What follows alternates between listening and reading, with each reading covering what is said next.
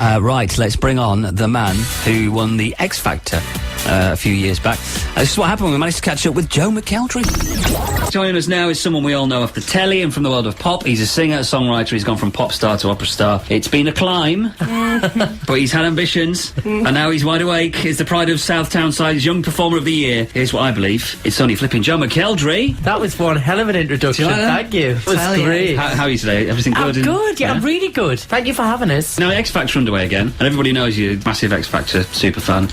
Is it still the case? Did you manage to catch it at the weekend? I did catch it at the weekend. I wasn't as blown away as I normally am. Right. I don't know whether that's... I only caught 20 minutes of it, to be fair. But it didn't hook us like normal. But I think that was because there was so much... There was loads going on, wasn't there? Yeah. It's a bit of a crazy episode. I'm always hooked by the live shows, so I'm not too worried. Now, we need to ask you as well about this corridor of doom. Everyone we've spoken to has been involved in the X Factor. Little Mix and Amelia Lilly a few days back. They all talk about this corridor of doom backstage. Corridor of chaos. It's just because it's... Everybody expects it to be a really glamorous setting backstage at the X Factor, I think. But it literally is a corridor with about 5 dressing rooms on it, and it's just filled with all the contestants, the makeup and hair team, the styling team, the producer. It's just absolutely chaotic, and everybody is just like running up and down it, like petrified, nervous, adrenaline's running. So it is one of the most chaotic corridors in TV.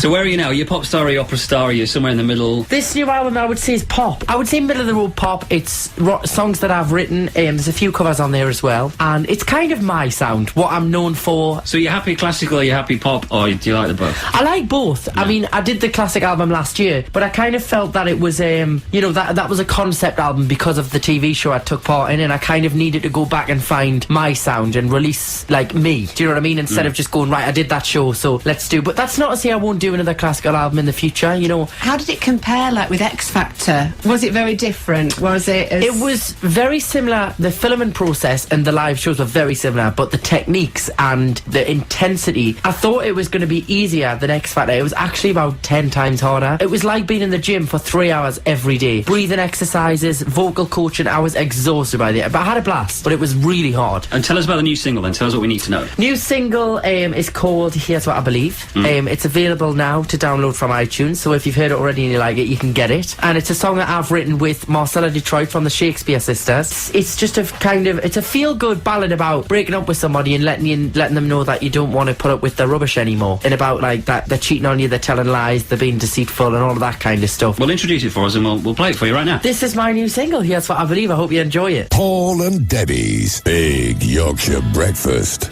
The Pulse of West Yorkshire.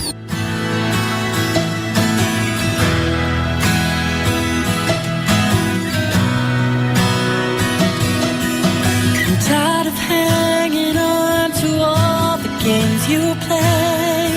Joe McElderry's here. Didn't you do performing arts at college as well? Were you one of those people that put on little shows for your parents and stuff when you were growing up? Always. Was it always about the performance? Always. Yeah? Well, it wasn't actually singing for me. I used to want to, like, make pantomimes or, like, like scenes. So I would get all my cousins and they'd be like, oh, God, Joe, like, I can't be bothered. And I would be like, no, you dress up, you wear that. Now, you walk in the room at this point, you say that, and then, like, I would put it on in front of them and I'd be like, yes, I'm the director, thank you.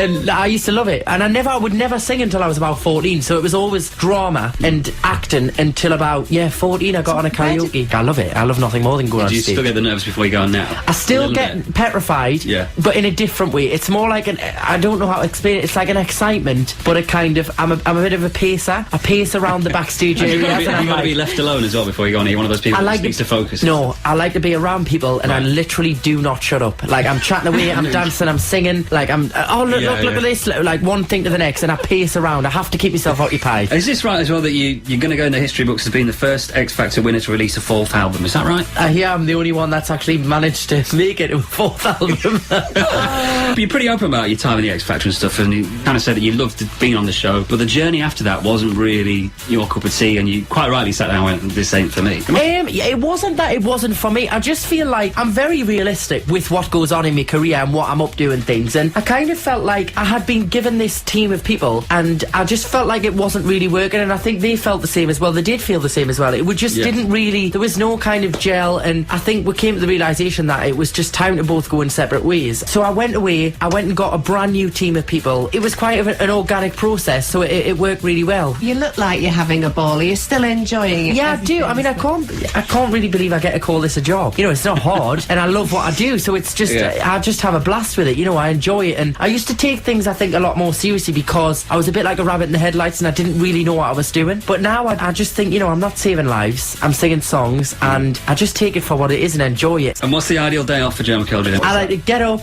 chill out, and then go for a nice run, and then just catch up with friends, you know. I rarely ever get to see anyone, so it's nice to catch up with friends. And is there anything that you want to do that you've kind of got, you've set your sights on now, where career-wise? Yeah. I'd really like to do some films. Everybody laughs the way I say film. It's nice, isn't it? I've seen you in this. Just say it again. Just say it again. Film. Oh, it's cute. Isn't it? I'd love to do like a musical film. I would love to do that. Well, the London Marathon, have you done that yet? I'm doing the Great North Run this year, not the marathon. You've done that a few times, haven't you? Yeah, Great North Run's in like 2 weeks' time, I Is think. that proper hard work? Not as hard as the marathon. Marathon's like takes the fun out of the running, whereas Great North Run's still kind of fun, even though it's a little bit painful. But yeah, that's 2 weeks' time, and I'm running for teenage cancer. So remind us again, when can we get the single? Single's available to download now. It's digital download, and the album is out on the 10th of September, so not long at all. Well, brilliant stuff. It's good to see you, and you're in a nice, happy place. Thank you. And good luck with the single and the album and the film.